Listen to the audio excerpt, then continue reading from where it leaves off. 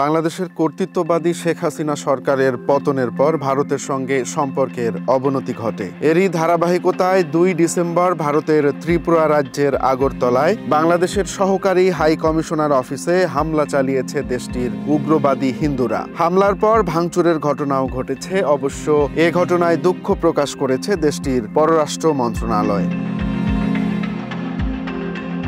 ISKCON থেকে বহিষ্কৃত বিতর্কিত ধর্মীয় গুরু চিন্ময় কৃষ্ণ দাসকে গ্রেফতারের প্রতিবাদে ত্রিপুরায় একটি সমাবেশ হয়। সেখান থেকে আগরতলার হিন্দুত্ববাদী একটি সমিতি বাংলাদেশ সহকারী কমিশন প্রাঙ্গণে হামলা ও ভাঙচুর চালায়।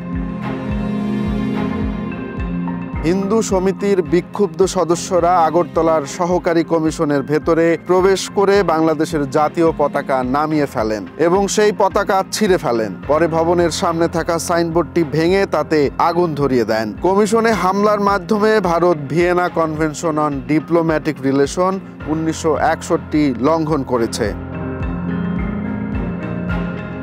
বাংলাদেশের পররাষ্ট্র মন্ত্রণালয় ২ ডিসেম্বর রাতে এক সংবাদ বিজ্ঞপ্তিতে কড়া প্রতিক্রিয়া জানিয়েছে। এতে ওই কনভেনশন লঙ্ঘনের কথাও স্পষ্ট করে বলা হয়েছে। বিজ্ঞপ্তিতে বলা হয়, সহকারী হাই কমিশন প্রাঙ্গণে হিংসাত্মক বিক্ষোভ ও আক্রমণের ঘটনায় বাংলাদেশ সরকার গভীরভাবে ক্ষুব্ধ। এ ঘটনায় অবশ্য দুঃখ প্রকাশ করে বিবৃতি দিয়েছে ভারতের পররাষ্ট্র মন্ত্রণালয়। বিবৃতিটিতে বলা হয়েছে, আগরতলায় বাংলাদেশের সহকারী হাই কমিশন প্রাঙ্গণে ভাঙচুরের ঘটনাটি খুবই দুঃখজনক। কোনো অবস্থায় কূটনৈতিক এবং কনসুলার সম্পত্তি কোনো হামলার লক্ষ্যবস্তুতে পরিণত করা উচিত নয়।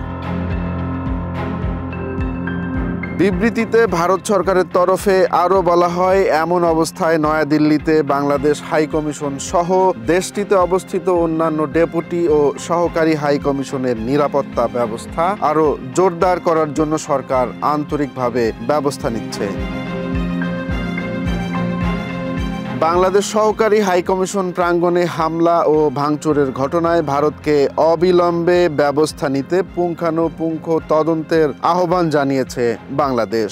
২ ডিসেম্বর রাতে বিবৃতির মাধ্যমে পররাষ্ট্র মন্ত্রণালয়ের পক্ষ থেকে ভারত সরকারের কাছে এ আহ্বান জানানো হয়।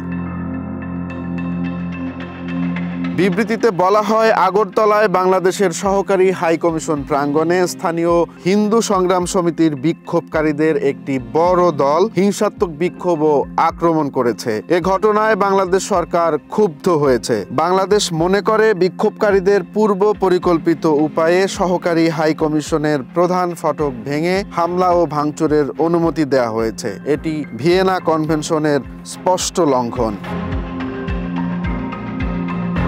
ভিয়েনা কনভেনশনের ১২ ধারায় বলা হয়েছে, কূটনৈতিক মিশনের নিরাপত্তা বিধান করতে হবে গ্রাহক দেশকে, আর মিশনের অফিস এলাকায় বিদেশি কূটনৈতিক মিশন প্রধানের অনুমতি ছাড়া গ্রাহক দেশের সরকারও কোনো মতে প্রবেশ করতে পারবে না। কিন্তু বাংলাদেশের ডেপুটি হাই কমিশনে হামলা ও প্রবেশের মাধ্যমে তা স্পষ্টই লঙ্ঘন করল ভারত। ডেপুটি হাই কমিশনে ভারতের আইন প্রয়োগকারী সংস্থার উপস্থিতিতে কিভাবে ভাঙচুর ও জাতীয় পতাকার অবমাননার ঘটনা ঘটল তা খতিয়ে দেখার আহ্বান জানিয়েছে বাংলাদেশ। পাশাপাশি সহকারী হাই কমিশনের অভ্যন্তরে সম্পত্তি ও জানমালের রক্ষারও দাবি জানানো হয়। রোমান্স তালুকদার, নয়া দিগন্ত।